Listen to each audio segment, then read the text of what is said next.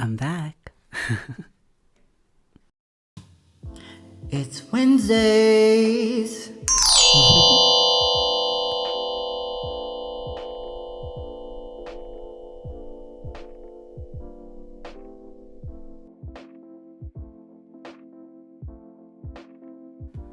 Oh my gosh, I can't believe we're back.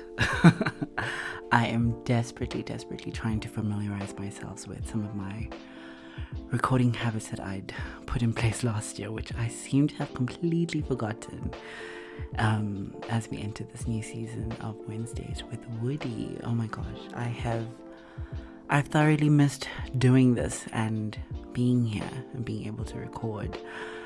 Yeah, so here we go, season 2. I'm super excited. Welcome to yet another episode of Wednesdays with Woody, where we interrupt your regular Wednesday to bring you this hot ass mess of a show where we discuss all things trending and topical.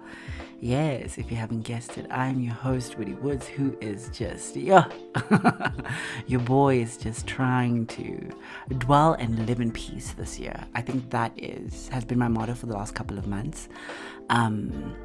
It's actually been my major New Year's resolution, and I think the only one I've been committed to. Just living in peace, existing in peace, and just trying to facilitate peace in all areas of my life. A little bit of a struggle, but hey, we keep going.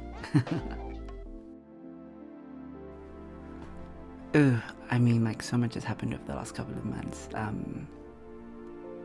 Obviously when the season ended, I was just like, let me just take a little bit of a break and get involved with the act or experience of living, as opposed to just going through the motions. So that's what I've been up to primarily. Yeah, but we're back.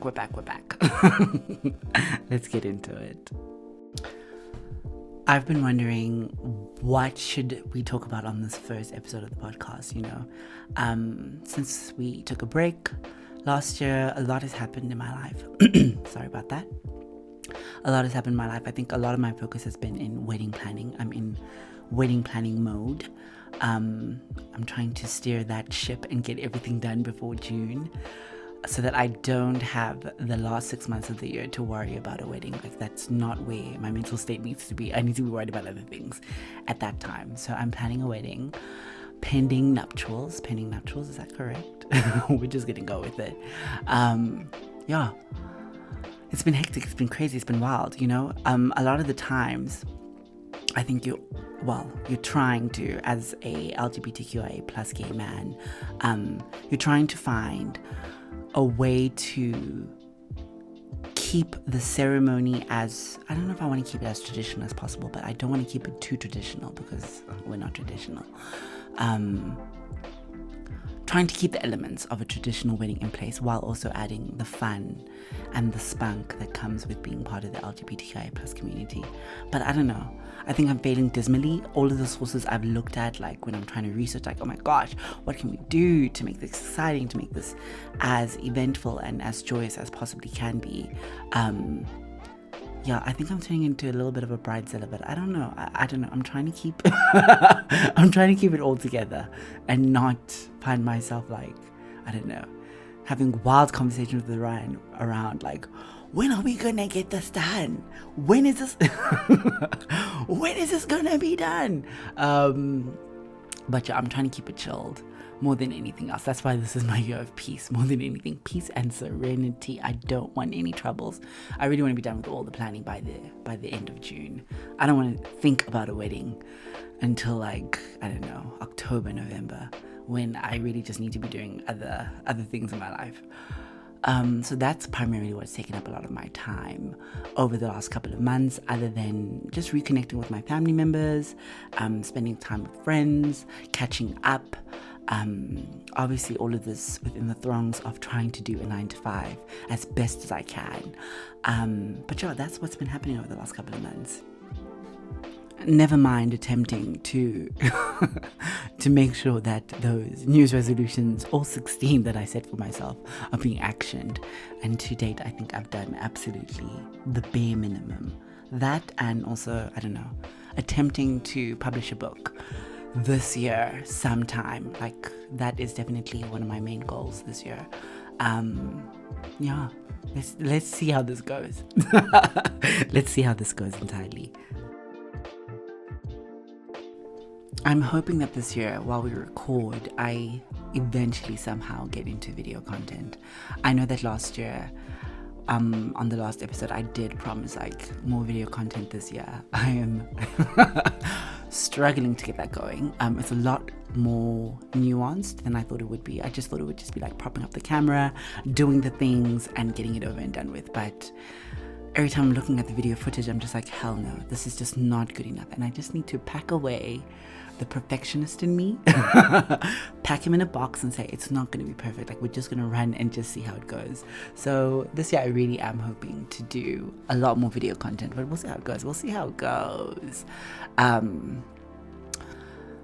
Also, with regards to the content and with regards to the dissemination, I know that last year I really wanted to grow the podcast as organically as possible, whereas this year I'm thinking about putting a little bit more marketing into it, thinking about putting it out there just a little bit more, just to get engagement and just to grow it, grow this community, grow the people who listen to the podcast, because I am always grateful to be able to share my views, and I'm always looking for people to come on here and just have a conversation with, opposing views, similar views. I don't care. Let's talk. So yeah, I think that is my primary aim this year, and also to keep it as authentic as possible. Not that last year I was being inauthentic. I think I was being as authentic as possible. But this year I just want to delve more into authenticity and maybe just share a little bit more about myself, though I think I do a lot of sharing, to be quite honest. Last year we spoke a lot about LGBTQIA+ representation, which is really important.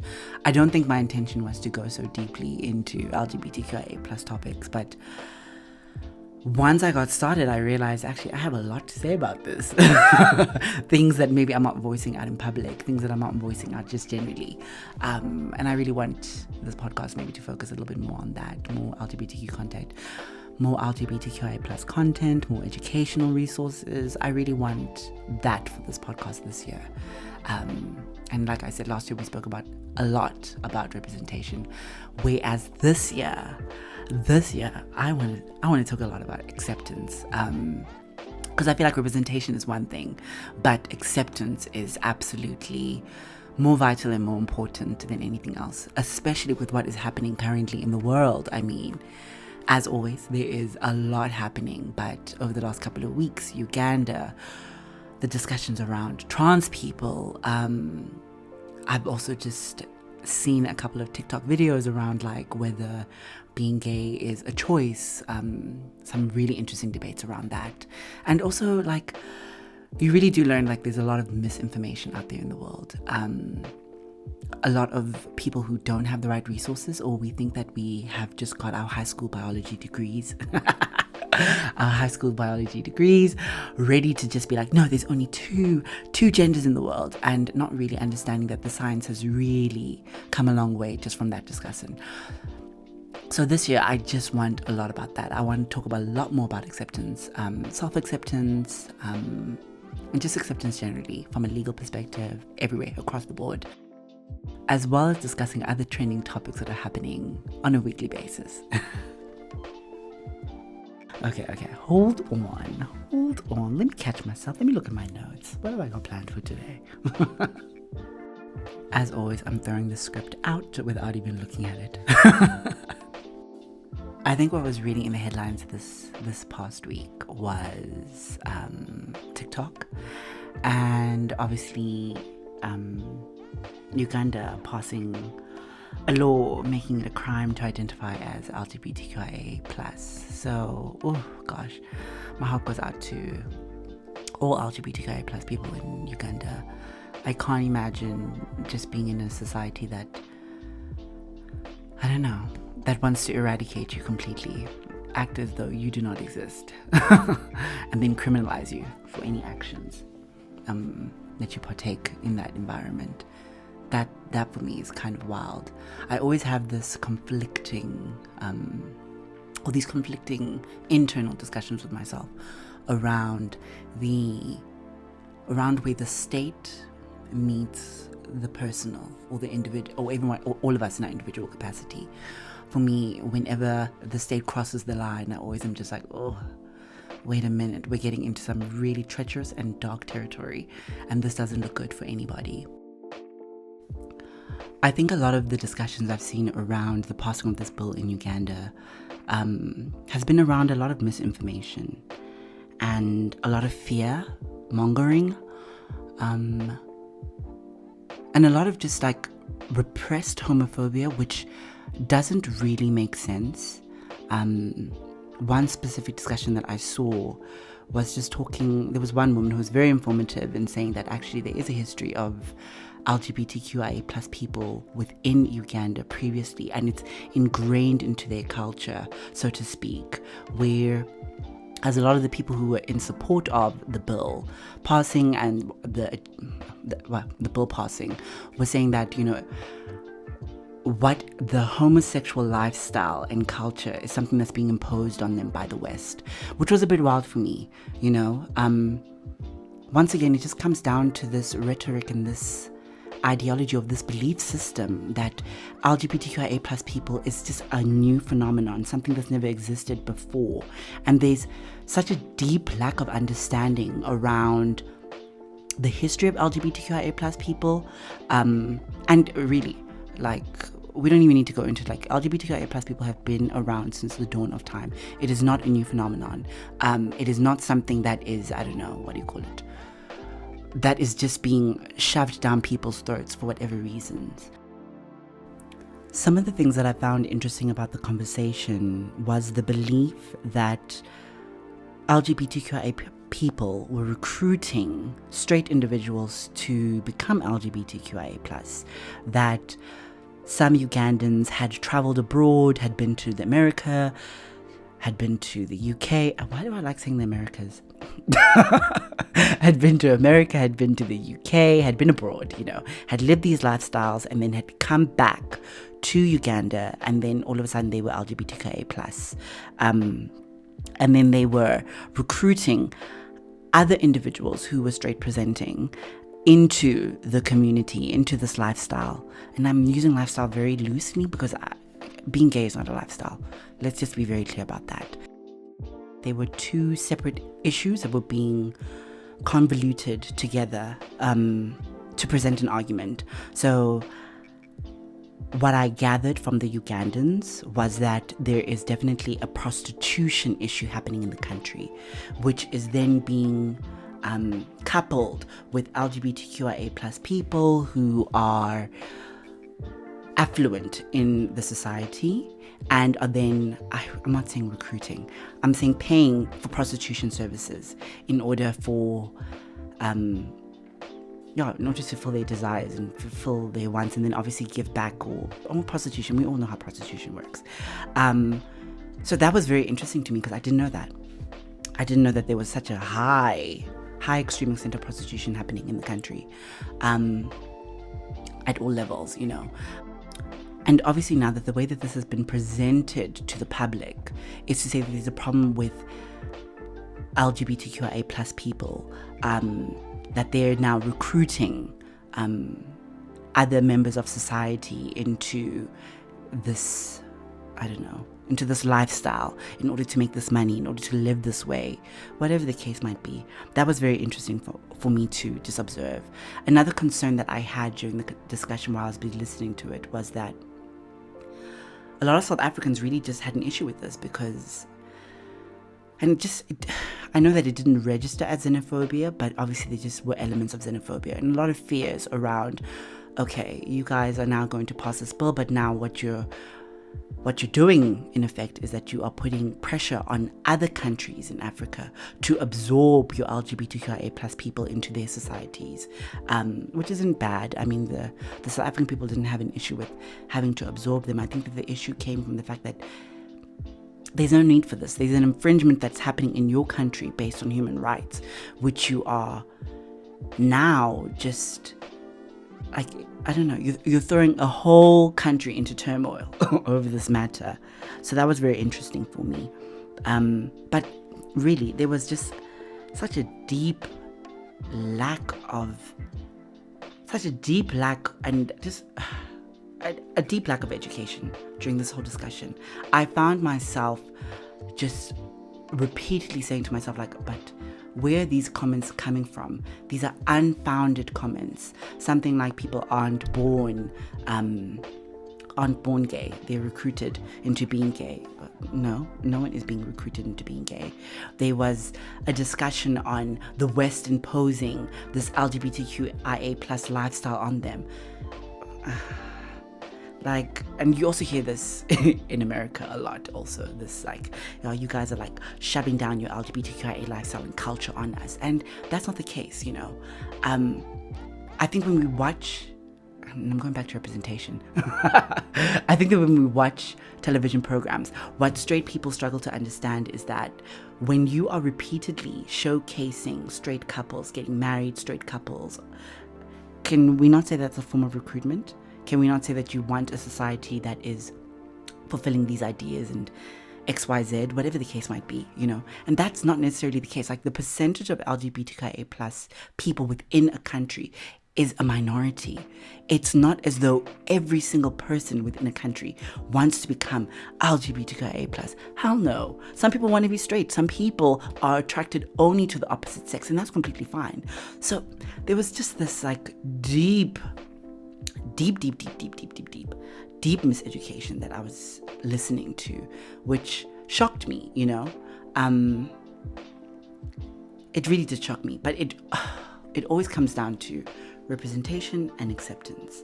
This lack of accepting that there are people like this within a society, that there have been people like this within a society for years and years and years and years and years, even though they weren't prominent, even though they weren't seen. But it's not like we didn't exist. We were definitely part of each society in the world, It was just a very, very interesting discussion. Yeah, like, wow.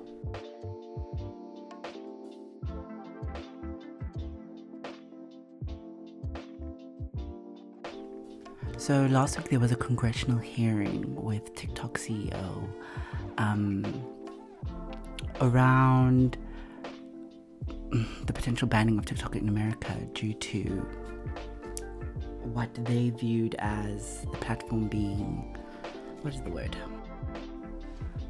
National security concerns TikTok posed in America. I mean, it was really, really wild just viewing some of the clips that were from the hearing. The questions were just, oh gosh, were just wild. And they didn't give the TikTok CEO an opportunity to rebuttal many of the questions. They were just like, okay, we're just going to move on. It was wild. It was wild. So it does look like TikTok might be banned in America, which is crazy. I've seen a lot of people go online and post about like, oh my gosh, this will affect a lot of small to medium enterprises in America and their ability to utilize the platform in order to reach an audience that they would have otherwise not had access to. And I know a lot of people are actually like worried about like, what does this mean? Does this mean that people are going to go back to Meta in terms of being able to do business? It also does look like this whole thing was orchestrated by Meta, and that there's been a robust attempt to get TikTok, banned in America for some time now. So that's been happening, and I don't know. I just find once again, for me, it's just this discussion around how far is the state allowed to go in order to infringe upon the rights of individuals in their personal and private capacity. Yeah, my word. It's extreme for me. Because what are we saying? Are we just going to give up our rights? I mean, obviously this is such a broader conversation, a much broader conversation. And who knows how this will play out. I don't think it's going to play out well for Meta or TikTok at all. I don't think people will go back to Meta. I think some will, because obviously you need to do business. You need to survive. But I think there's going to be quite a backlash there's going to be quite a backlash from people if this bill is passed. And how will it be enforced exactly? I know that a lot of the times when people are busy speaking, we're always speaking from a point where someone hasn't read the bill in its entirety. There was a cute little tweet that I read, or that I saw, of saying that, it's not just about TikTok. This will give the executive branch in the US total control to police the internet. And I think about, as we are gearing up to get into Web3, which plans to just revolutionize our experience of the internet and how we are interacting with it, what this will mean, once again, this almost like stripping of the ability for people to be autonomous. It's quite alarming. I don't know. I'm not going to get all Armageddon, but it is damn well alarming that this is the current state. This is the current state of the world that we find ourselves in. I know that in the UK they have banned TikTok on the phones of government officials.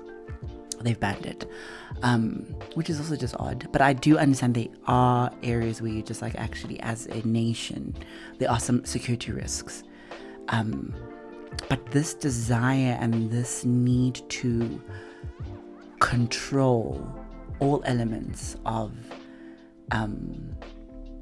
the private life of individuals, it's bizarre to me. It's really bizarre to me. Is this the kind of world that we are, that we're creating? Is this the kind of world that we've unknowingly walked into? I don't know. I just feel like we're gearing up for something wild over the next coming months. Something wild is on the horizon. So yeah, it's going to be very interesting to see how this plays out. Very, very interesting. I'm going to be keeping my eye on that.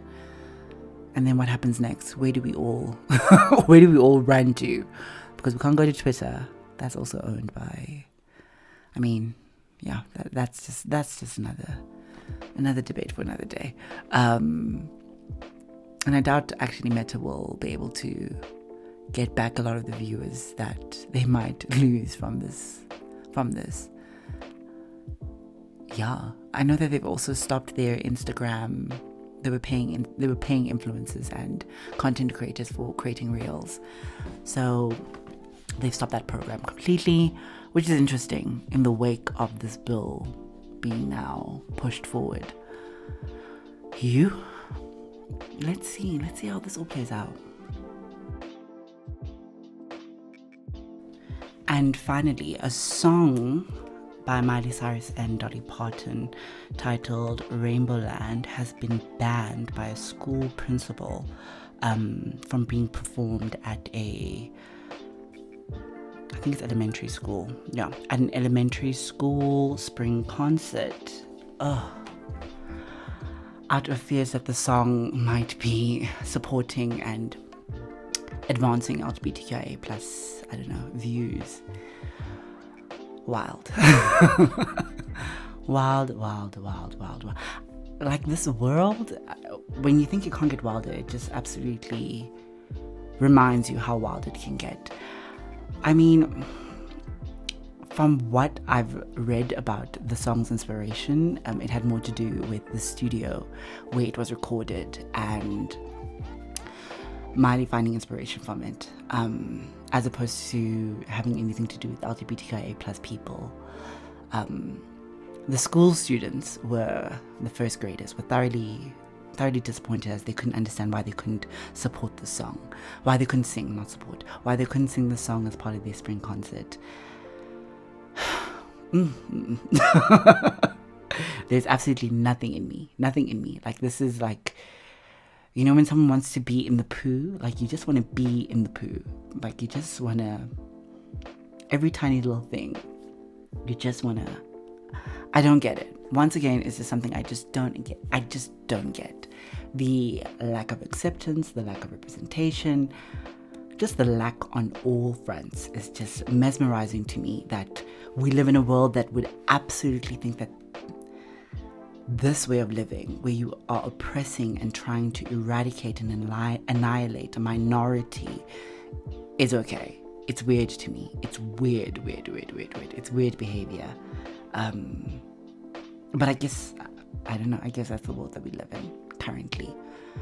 Maybe things will change. Maybe a harmless song that can do nothing but speak about living in paradise and being part of the open blue sky is not going to create such distress to an adult that they feel the need to ban it from a elementary school concert.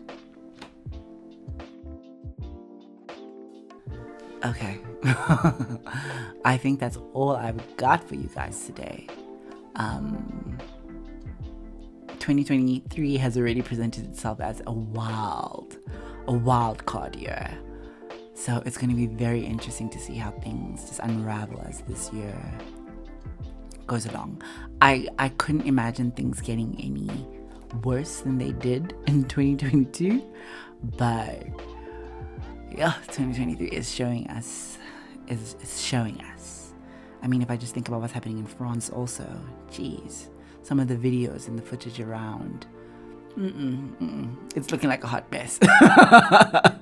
It really is looking like a hot mess there also. So it's going to be very interesting to see how this all unravels, how it all plays out. But yeah, I guess that brings us to the end of the first episode of season 2 of Wednesdays with Woody. Thank you so much for tuning in, for listening in. If you are a first-time listener, please subscribe, please comment, please share, please, I don't know, reach out, tell me what you liked, what you didn't like, where you feel like, okay, you can work on this a little bit more. I'm always ready for feedback and criticism, always ready to hear either opposing views, similar views. I'm always ready for that discussion. That's just the kind of person I am. But yeah.